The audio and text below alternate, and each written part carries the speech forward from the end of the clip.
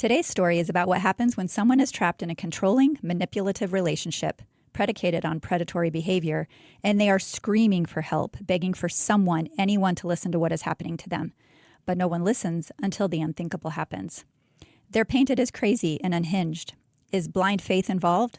Undoubtedly. I mean, a pastor can't also be a bad guy, right? Anyone can be a predator, no matter their job. And being a pastor certainly gives one good cover and facade to hide behind, to which commit heinous acts against vulnerable people. This is the story of escaping a predatory and controlling husband, but escaping in the worst way. This is the story of what happened to Mica Miller. If ever your life could be a true crime podcast episode, then this podcast is for you. We're about to embark on a roller coaster of emotions, insights, survival, and stories about escape. So buckle up and let the journey begin. Welcome into the Escape Pod, everybody. You are really seeing the Escape Pod. I'm Julie. Hi, I'm Charity. We're trying something new. Yeah, we heard you. Right. I want to see you. Well, someone said, you guys aren't even on your website. And I'm like, oh, yeah, I guess we're not. But that plays into what I'm escaping today, which I'll just jump right into, which is how non-photogenic I am. What have you and Cara Beth have gone through this week trying to get an updated photo of me? And it's just like, how many? 90+%? My eyes were closed. No. Yes. Half. Okay. So I've been dreading this, but Cara Beth has been in her sweet way. Get ready for this. We're going to have to do it, ladies. We're going to have to do it. So we are first not in our pajamas, which normally we are. I'm kidding. We're not. We are not. But I did do my hair. You did do your hair. Did you like any of the ones I took yesterday? Mildly one, I think, is passable. She Was sent it the me same one I liked? Do you know which one I liked? Well, I can show you. I liked the one where you were not smiling. It was kind of a mono. Hated that Oh, you one. didn't. I hated I it. liked that one. You liked that I one? thought it was pretty. I thought I looked like I spit up in my mouth a little bit and I'm trying to swallow it down or something. That's the one? I liked that one. I hate that picture. Okay, well, Sorry. noted. Yeah. No. Okay. So yeah, I'm sitting in the lobby with my mother-in-law waiting for a doctor appointment, and those come through, and I'm just like, blah! Mona Lisa, I am not. I'm sorry. What are you escaping You're today? the only one who thinks that way about yourself. Besides I'm your just boss. saying. Yeah. What am I escaping? Grant reports. Grant reports that are really long, and I love writing, but I don't love grant writing. Right? Grant writing. Well, even the grant writing is different. better than writing a grant report. True. It is, because you get to tell your story. Yes. And put your best face forward. But writing a grant report is trying to. Yeah. Yeah. Yes. It's just different. It's a different beast. Yep. Yeah. So that's definitely this little half hour, AI's gotta 45 do that minutes, soon, whatever right? we're down here for. This is my escape today. Okay. I am happy Fair to be enough. here. Fair enough. So you gave us a tidbit about what we're talking about today. Yeah, we're going to Tell start me doing more. that. Well, this is something that came onto my radar back in, I think, 23, and I heard another podcast do it. I'm pretty sure it was Sinisterhood that covered it, and really there weren't a whole lot of details, and it certainly was painted in a way where this young, 30-year-old, beautiful, just amazing woman, the official ruling is suicide, and just some things kind of weren't adding up. Okay. So probably about 6 months ago or so, 4 to 6 months ago, it's been on my list for a long time. I go and I start researching it. And one of the first things I came across was the 911 call shortly before her death. And it does seem like case closed. She killed herself based on this. And something just kept niggling back in my head. It's just like, there's something not right about this. And you know how I am with my feelings. So I just took another run at it, started digging in, and I got way more than I bargained for. And this is such a layered and complex story. And the way I'm going to tell it, I've never heard anybody tell it this way. It's going way back to before he even met her. Okay. and looking at establishing some patterns.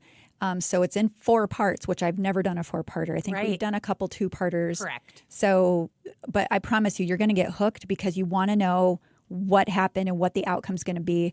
And hopefully by the end of 4 parts, we may have some more information as to what the fate of this pastor is going to be.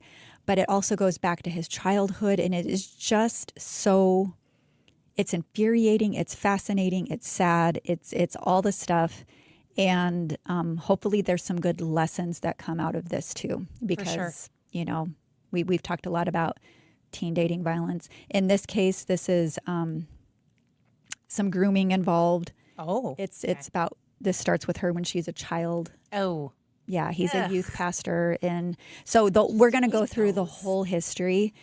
Yeah, so Okay. let me know when you're ready. I'm, well, as I do like to say, as ready as I'm going to be. Okay. Is it icky? Or icky in a different way? Not gory. Icky. I mean, there's for sure some cringe factor. Okay. I don't get too graphic about some of the things that happened. I think some of the more in-your-face things is going to be more in part 4. Okay. When the family releases things that they have learned about their loved one in the wake of her passing. Okay. So, yeah. All right. Okay. Take it away. All right. So even though, like I said in the intro, the series is really about the death of Mica Miller, in order to really do it justice, we're going to go all the way back to get the right context. So for this part 1, we're going to start our story all the way back in 2000. Okay. And this is going to be about his first wife. Oh. Yeah. More than one wife. Oh, yes. Oh, my. Okay. So we're going to start in 2000. A lovely, lovely young woman by the name of Allison Williams is working at her church. She is the assistant to Pastor J.P. Miller at Solid Rock Ministries. Pastor J.P. is charismatic. Some say he's handsome. I disagree. I think he's kind of derpy, but that's me. Anyway, she falls for him, marrying him fairly quickly. They go on to have 4 children over 16 years of marriage. Okay. They're doing well financially, enough so that they can hire a nanny to help out with the kids and that kind of a thing. And everything really did look picture perfect. Okay. Your face is doing that face already. Well, Because those aren't the kinds of stories we tell no, here. I know. not lately. I'm so sorry. Not ever, maybe. So they meet their nanny through the church. We'll call her M. And M was a teenage member of the congregation. She joined when she was about 15. When she was about 18, she married the church worship leader, a man named Jeremy, who was also Pastor JP's best friend.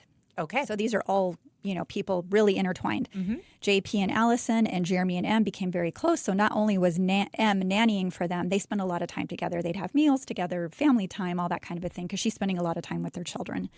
And M really became very much like a daughter to Allison. Allison taught M how to drive, helped her get her license because M had not the greatest relationship with her mother, which, hello, she probably would have been good friends with me. At some point, the nannying gig came to an end, and JP hired her to work in the church as well. So now all 4 people in these 2 couples are employed by the church. Okay. Okay. Now, a few years into this arrangement, Allison starts to grow suspicious, worrying that JP is cheating on her, possibly with M, despite the age difference. Okay. So she confronts him, and he admits that he has been sleeping with M. But not only M, he admits to hiring sex workers and even having inappropriate sexual contact with underage members of their congregation. So he just kind of dishes it. So it's this whole slew of things. But the real bombshell was dropped when he tells Allison, his wife, that he did these things because of the sexual abuse he'd endured as a child at the hands of his father, Okay. also a pastor. I mean, not okay, but an explanation. An explanation, not an excuse. A possible explanation. Sure. Yes. So, understandably, this brings their 16-year marriage to an abrupt halt. Okay. And it sounds like the affair with M had been going on for quite some time. Ooh. Even allegations that it potentially started when she was around 15 or so. Okay. Still very, very much a minor, even before she married Jeremy. Okay. So it was a total mess. I mean, Allison could not get away from the infidelity because she's reminded of it everywhere she goes. Her work and her church lives were wrecked. Her marriage, her home lives were wrecked. And then the congregation was also reeling. I mean, churches are very much like family. In the wake of this news, it just was an all-around shit show. I mean, so she just couldn't get away with it. And because other church employees and members were involved in this scandal, there were questions as to if these sexual escapades maybe happened on church property. JP was ordered by the church council to enroll in a sex addiction program, which was fair. But the scandal completely tore the congregation apart. So the church council votes to have him temporarily step down as pastor and start taking this needed time for treatment. However, he somehow, I don't know if it was legitimate or he manufactured it, but he showed them something that proved in their minds that the bylaws the council was operating under had never been ratified. And as such, he retained the powers bestowed upon him by the previous bylaws, which gave him 100% decision-making authority in every single aspect of the church. Financial, his discipline, all of the above. Now, questioning his integrity, most members of the congregation said, peace out. We're done. Yeah. We're not gonna do this. Depending if there's any suspicion that there were minors involved, why call the police? Right. Call the police. Was not done. That was not done. Okay. Okay. You'll understand why. More about why, perhaps. Okay. But no problem for JP if all these people are leaving, right? He goes into immediate action, simply begins recruiting new members. He is very charismatic. But this time he's bent on operating the church under his sole authority and discretion. And because the church council had no power to hold him accountable, his wife Allison says he never underwent that sex addiction therapy. Shocking. Yeah, I'm sure. I'm sure he was running to it and something stopped him on the way. Yeah. No. Creep. He kind of liked his lifestyle, I think. But Allison wasn't gonna let this ordeal end there. I mean, they had 4 children together. You know, she's got a and now she knows there are other victims that were underage. Very and true. Perhaps she thinks if they came forward, maybe there could be other ways of holding JP accountable legally, since the church council couldn't enforce anything upon him. So, because he had disclosed to her the names of these underage females that he had violated, she reaches out to them and asks if they'd be willing to come forward. At that point, none were. I believe they were that. too scared. I totally understand. Have been there. You just want to heal. You don't want to immerse back into that trauma. So Allison, she goes to the police by herself, trying to establish some sort of case against her husband. Okay. Like, she wants to protect other people, including her own children, for whom they were in a current custody battle. And, she didn't know, had JP, abused her children, or, would he? Like, she just didn't know. And I'm not sure if law enforcement didn't believe her or not, or if they had seen similar situations, but somehow they led her to believe that these accusations were going to go nowhere. One, because of how high profile and prominent JP and his father were in the community. Okay. And added to the fact that Allison had already filed divorce papers. Okay. And without the testimony of the victims. Correct. It just looks like a vindictive divorcee trying to go after and, play these games that often happen during a divorce. So yeah, which it does look that way. It also doesn't mean it's not true. Right. They're not mutually exclusive. Right. But that's where that went. So she feels powerless. She's concerned about leaving her children with their father, particularly their daughter. And so she decides during the divorce proceedings, she managed to somehow work it in so that his visitation with their daughter was restricted solely to daytime hours, so nothing overnight. Okay. So she at least got that out of it. I mean, you've got to do what you got to do. It's so first, hard when you don't have complete control over their safety. That's really terrifying. Now, as soon as the divorce was final, JP marries M. Okay, so Mica is her name. Had divorced from Jeremy about a year prior to this. And even though she had contributed to ruining Allison's marriage, Allison still, oddly, was glad that M is in the picture, because when JP had visitation of their children, at least there'd be someone there to add a level of safety. I have a friend who had that experience too. Yeah. She it wasn't as though she liked the girlfriend, but she liked the girlfriend being around. And there was no suspicion of like sexual abuse of any kind. However, I think it was more just basic safety things like being a careless driver or maybe coming home intoxicated and things like that she worried about. And so yeah, it wasn't oh, I'm so happy like he has a nice girl in his life. It was more like, I'm glad my kids have somebody who Eyeballs on, is going to look out for them. Right. Yeah. No, that's fair.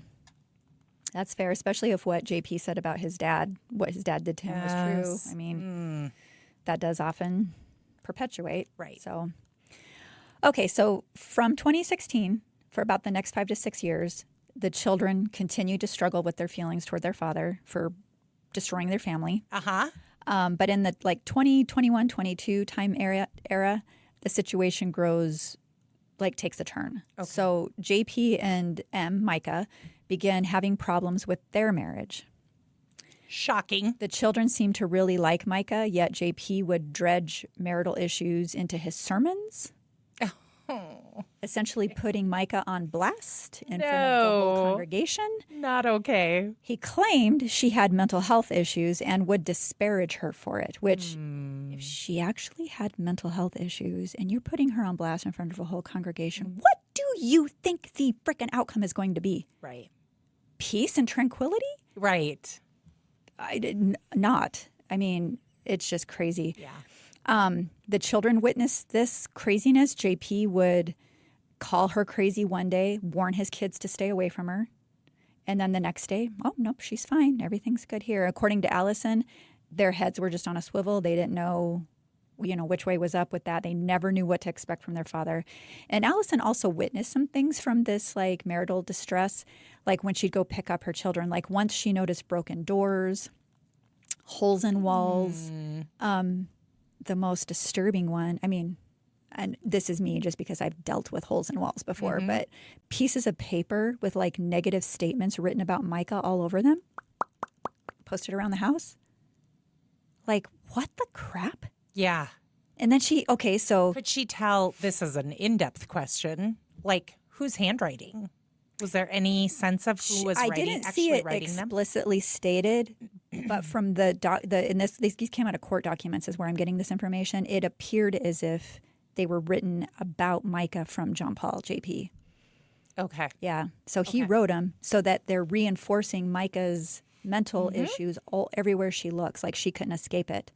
So, he told Allison that Mica was unstable. She was delusional. She'd see things that weren't really there. And he also told her that it's not safe for their children to be in his home due to her instability. Okay. I might play for you. I don't know if it'll come through, but I'll for sure play it for you when we're off the air. This video of him having a breakdown and a neighbor just catches it. I'll just tell you about it at first, and then I'll let you decide who you think has the mental health issues by the time we get through this 4-part series. But this neighbor comes out because they see John Paul in his driveway, he's parked his car and he's kind of flopped out of the driver's side and he's now kind of on the grass and he's touching the grass and just being weird. And the neighbor brings his phone out and he's like, "Hey man, what's going on? Are you okay?" And he's got his side of the face on the grass and he's almost incoherent, I just want to see Jesus. I just want to see Jesus. And he's like, do I need to call 911? I mean, he's really trying to help him. And this goes on for minutes and minutes and minutes. And he's the one who needs mental health help. Sure. It is a broad daylight. Anyway, it's crazy. I'll show it to you later. Okay. So it was about this time that John Paul starts cheating on Mica with someone named Susie. Shocking. The same time he's putting her on blast in front of the congregation. It's almost like that, "Thou doth protest too much." I'm going to say, my wife's a lunatic. Therefore, when I finally get busted for banging this other chick, I am justified in doing so because my wife is crazy. That's just me. That's just my opinion. Right. Yeah. And these two had met through their boys being on the same soccer team. And these kids knew the affair was going on. And you know how kids are. So they're mortified. And I mean, none of it was a secret. So now Allison is pissed when she finds out JP has already destroyed their children and she's not having it. So she confronts both JP and Susie and says, you're going to stop this or else. Okay. She's going to put them on blast, right? Yep. And here's where it gets weird. Just now it's getting weird? I mean, okay, granted, things were already scandalous and strange, but after this exchange, JP calls Allison to tell her that Susie's husband has suddenly died in a drowning accident.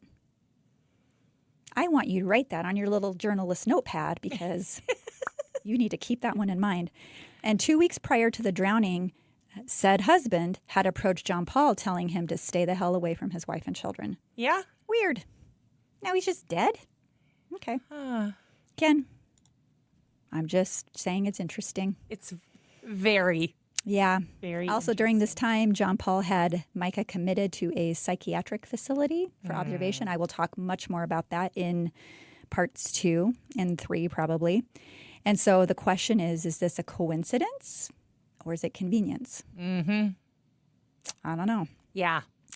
JP's own mental health, according to Allison, began spiraling out of control around this time, probably about the same time this video. I couldn't timestamp that video, so I don't know exactly when it was in his, but I would guess it was around this time. He did seem to be, I will show you because it is crazy, and we'll link it in the show notes, but it did appear to be someone who was like also experiencing guilt for having done something. Like, you know, when someone is just wrecked that, I don't know, it's like I would see my dad do that after he'd be, you know, abusive and drunk and whatever. And then or actually I'd see it when he is drunk and he's coming to terms with certain things. And that's when he'd get really conciliatory and like feel guilty and I'm going to be better and I'm going to do better and all this stuff. But this is when he started purchasing guns. Oh, geez. Okay. Okay. Which he's not allowed to have because he's also a convicted felon, which I will get to in part 4. Okay. And he'd also been given like this special badge that clergy will often get from the police, you know, like being like a police chaplain or something. Okay. That said pastor. And he, like, if he ever gets pulled over, he could flash the badge or whatever. So I think he's buying guns as a convicted felon. I don't know, all of a sudden, maybe he prayed to God and God took out Susie's husband. I don't know. But like stuff's happening and he can flash a badge and he probably is feeling pretty invincible. And now, you know, church council, he doesn't have to listen to stinking church council. Like, so I'm sure he's feeling pretty on top of it. Yeah. So now Allison is seeing all of this happen. And she's even more terrified for the safety of her children, knowing now there's guns in his home. He's unhinged. He tells her Mica's unhinged. And he still has visitation of their kids. This isn't okay. But JP was the one who actually told her, hey, I'm going to stop spending time, like that prearranged time with my kids, claiming he was not well enough to care for them. Well, okay. I can. But to the public and to the congregation, it's Mica with all the problems. Okay. So again, just head on a swivel. And, you know, not that JP's having mental issues and Mica's having mental issues are not mutually exclusive. They both could be true. Right. But, you know, Allison has lived with this man for many years. She experienced much of the same patterns with him. So it stands to reason that he's the common denominator, you know? Yeah. And gaslighting Mica into thinking she's crazy by getting everyone in her sphere to think she's crazy could be just a tactic. Any rate, when Mica was released from the hospital, she actually tried seeking advice from Allison. Okay. Like, how do I leave him? You know, she'd been committed against her will. And I'll go into more details about how that happened and that it was him with all of the problems. She tells Allison that her children were not safe around their father, gave her information on the kinds of things and situations they'd been exposed to under his care. And from an affidavit I read, it sounds like perhaps Mica even provided Allison with some sort of proof, perhaps in the form of a recording or text message or something like electronic to corroborate what she was alleging. Okay. So Allison sprung into action. She attempted to get the courts to grant her sole custody of their children and not allow their father to see him in light of this new information. And then all of a sudden, Mica turns up dead too. And like I said earlier, the police say she died by suicide. Many people, including Allison, have their doubts considering all the things Mica had told her, very much matched Allison's own experiences when she was married to JP. And that is the end of part 1. Okay. Dun, dun, dun. You want to see a picture?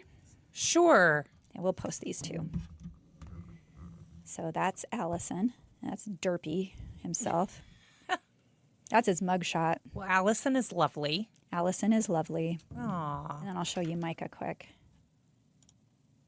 And she's stunning. Do they kind of look alike? They look very much alike. You are not the only one to clue That's in kind of on weird that. too. Yeah. Interesting. I have not seen a picture of Susie. Let's go out on a limb. No, maybe she's completely different. I don't know. But I did try. I could not find a picture of this mysterious mistress number, who knows how many, but yeah, they do look very, very much alike. Mica was just a very much younger okay. version of Allison. Fascinating. And by the time we're done with part 4, the level of depravity in this, it's bananas. Okay. On that note, let's take a little break and we'll come back and talk about someplace we'd like to be. Our escapism co-host style. Stay with us. Are you an employer who's tired of expensive hiring platforms that fail to find good matches? Or are you a job seeker entering or re-entering the workforce? Or looking for a more meaningful career? Check out Gravitate.work. Gravitate highlights job seekers' skills and offers short tutorials to help them through the hiring process. Our binary matching tools better match skill sets with open jobs. And employers can provide quick but crucial feedback to candidates they consider. Check it all out at Gravitate.work today. All right, we are back. Made it In through the the first escape episode pod. with video. I know, it is rather uncomfortable. You're so lucky You know what, though? can't It's see warmer. us. With the light, it's warmer. So that's good. true. Yeah. Okay, where are you escaping to, my friend? Happy hour, baby. Happy hour. As long as Nice. Snowmageddon doesn't hit, it is happy hour. And also, I have to go reorganize mother-in-law's locked, Okay. timed pill container. Okay. So, yeah. Well, Dr. A puts her on meds as she thinks she should be on. Specialist today says, nah, Oh, nix, geez. immediately. I'm like, so talk about head on a swivel. You know, and then he's asking her, like, what do you want for your care? Which is great when doctors do that, because a lot of times it's just like, here's what we're going to do. Yes, That's I'm what telling she you what needs, you're going to do. you know, Yeah. and then, but he's giving her like all this latitude, and she's just looking at me. And I'm like, you know, this is, and I don't want to say, you know, she's really struggling with short-term memory. Like this, Yeah. is, you know, so I'm just like, okay, here's a crazy idea. Tell me if it's stupid, fine, but why don't we do this? And he's just like, yeah, I think that's solid. I'm like, great. I just came up with the plan for a cardiologist. Okay. I mean, I just play one on a podcast. No, kidding. that'd be fun. Let's do that. Let's do that. Pretend to be doctors. People online do it all the No. time. Ooh. It's true. Well, no, we've talked about stories. Fictitious people that are Yeah. doctors giving medical advice. Yeah. Or remember Dorothea Puente? Yes. I It's a mean, doozy. Lord have mercy. I am escaping to Easter weekend at my parents' house. Oh, that's this weekend. It's this weekend. It means a really good ham and dessert are in my future. And yeah, should be. And we don't have the best weather today, but it's going to get better. So I love that. I didn't even think about the weekend. My son's coming home tomorrow. Yay. So we're going to get to So see you have him two for a little while. escapes. You have two escapes. 2 escapes. Yep. Of course, we'll go up into the hills because he So you loves like to do your that. favorite thing. Yeah. Yeah. Fantastic. Yeah. Well, thank you everybody for tuning in. You incredible escape artists out there. We are so grateful for every single one of you sticking with us. The Escape Pod is just a small team here. I used to say 3 people. It's kind of 3.5 now. I know. Should we Because turn behind the scenes, we have a Do you little. want to wave, Josh? We have a little helper. I don't think it's going to pick him up. The Escape Pod is just a small person team. It is a labor of love, and your support keeps us chugging along. We are on a mission to grow this pod so that we can pour more resources into our nonprofit, One Heart, in Rapid City, South Dakota, where every dollar empowers people to break free from crisis and reclaim their lives. More listeners, more downloads, more impact. It's that simple. That's right. We truly are a podcast for a cause. So many podcasts donate a percentage of their contribution or their donations to different nonprofits. 100% of what comes in for us supports this nonprofit. And here's where you come in. You can become a patron at escapepod.live and not only unlock bonus content, and I promise you, we have some amazing bonus content. You may have heard it already for the month of May. But there's going to be some behind the scenes stuff, some different, I'll get to in a little bit, but you can unlock the warm fuzzies of knowing that you're funding real life breakouts. It's a win-win in this day and age where those seem to be harder to come by. Yeah. And just for a few bucks a month, you're not just a listener, you're a hero in our story. And pro tip, downloading. Did I mention downloading? Downloading Wait, episodes. What? Can you spell it? Beats streaming every time. So it boosts our stats, pulls in more ad revenue, and helps us climb the charts so we can reach even more ears.